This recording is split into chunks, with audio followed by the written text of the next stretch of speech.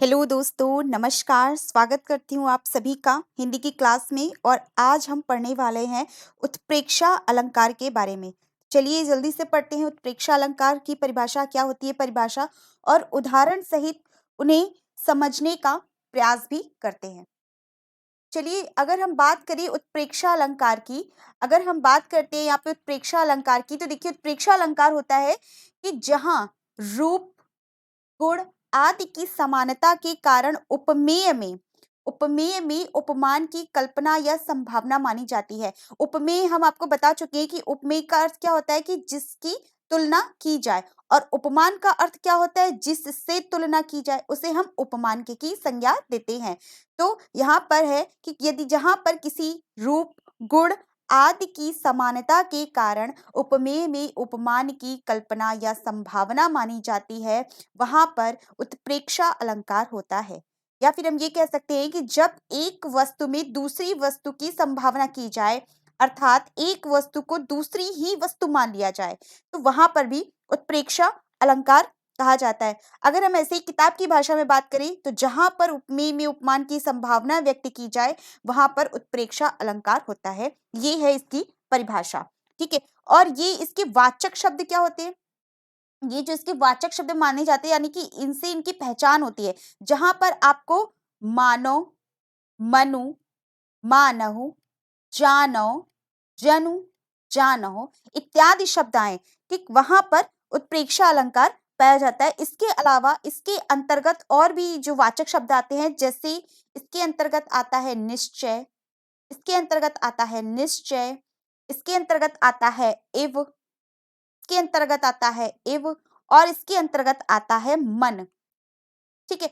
देखिए, जहां पर जनु जानो, जनहु जानो, मनु मानो, मनहु मानो, ठीक है, या फिर ऐसे निश्चय, इव, मन, इस तरह के शब्द आए, वहां पर उत्प्रेक्षा अलंकार पाया जाता है। आइए इसे हम उदाहरण के माध्यम से समझते हैं, तो आपको आसानी से समझ में आएगा। पहला उदाहरण है हमारे सामने कि अति कटु वचन कहित कैकेयी, मानहु लोन जरे पर देई। एक अति कटु वचन कहत कैकेयी, मतलब कैकेयी है, उन्होंने इतने कड़वे वचन कहे हैं कि मानहु लोन जरे पर देई, कि जैसे जले पर ही नमक लगा दिया हो, नमक छिड़क दिया हो, इतने कटु वचन उन्होंने कहे हैं। देखिए यहाँ पर इन पंक्तियों में जो है, यहाँ पर मनहु शब्द का इस्तेमाल किया गया है। इस प्रकार से यहाँ पर उत्प्रेक्षा अलंकार पाया जाता है। बढ़ते हैं दूसरे उदाहरण की तरफ। कहते हुए यो उत्तरा, नेत्र जल से भर गए, हिम के कणों से पूर्ण मानव, हो गए पंकज नए। मतलब कह रहे हैं कि जो उत्तरा हैं, वो उनके जो नेत्र हैं, जो इनके आंसू हैं, वो इतने मतलब भर गए हैं, उनके नेत्र जो हैं जल से इतने भर गए कि जैसे हिम कणों से पूर्ण मानो।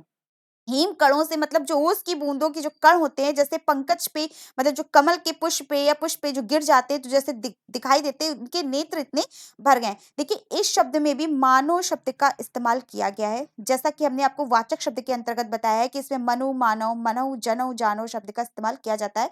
उत्प्रेक्षा अलंकार पाया जाता है। और उदाहरण देखते हैं। और उदाहरण है, दादुर धुनि चहु और सुहाई, वेद पढ़त जनु बटौ समुदाय।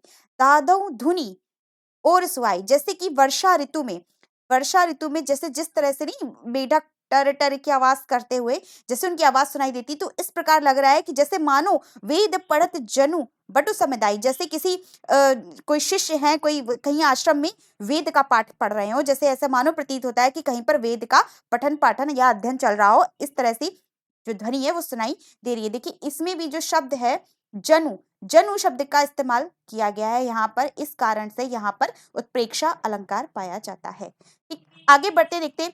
पानो पाहुन जो आए हो गांव में शहर के, मेघ आए बड़े बन ठन के सवर के। देखिए पाहुन जो होता है, ये अतिथि के लिए इस्तेमाल किया गया शब्द है। पाहुन मतलब अतिथि, अतिथि के लिए ये शब्द इस्तेमाल किया जाता है। तो ये इसमें कहा जा रहा है, तात्पर्य ये है कि अतिथि मतलब जो मेघ है, वो इस तरह से बन ठन कर आए हैं, जैसे मानो कोई जो अतिथि है, कोई मेहमान है, वो गांव में आया हो। शहर का कोई, शहर का जो अतिथि है, वो मेहमान है, वो गांव में जैसे बन ठन कर आया, उसी प्रकार से जो मेघ है वो भी बन ठन कर आए हुए हैं। ठीक, अगला देखते उदाहरण। सोहत ओढ़े पीठ पर श्याम सलोनी गात, मानहु नीलमणि सैल पर आपत परयो प्रभात। ठीक है। सोहत ओढ़े पीठ पर, मतलब जो श्री कृष्ण भगवान है उन्होंने जो उनका जो श्यामल रंग है उस पर जो उन्होंने पीतांबर धारण किया हुआ है वो ऐसा प्रतीत हो रहा है कि जैसे नीलमणि पर जिस प्रकार से जो सूर्य की किरणें पड़ती हैं, जिस प्रकार से वो चमकती है नीलमणि, उस प्रकार से उनका जो वो पीतांबर है वो इस प्रकार से जो है सुशोभित उन पर हो रहा है। ठीक, उम्मीद करती हूँ कि आपको जो है इस माध्यम से जो इस देखिए ये जो उदाहरण अभी हमने आपको बताया इसमें भी मनहु शब्द का इस्तेमाल किया गया है। इस कारण से यहाँ पर भी उत्प्रेक्षा अलंकार पाया जाता है। उम्मीद करती हूँ आपको इन उदाहरणों के माध्यम से जो है उत्प्रेक्षा अलंकार बहुत ही अच्छी तरह से समझ में आया होगा।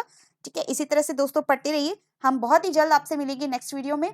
तब तक के लिए धन्यवाद।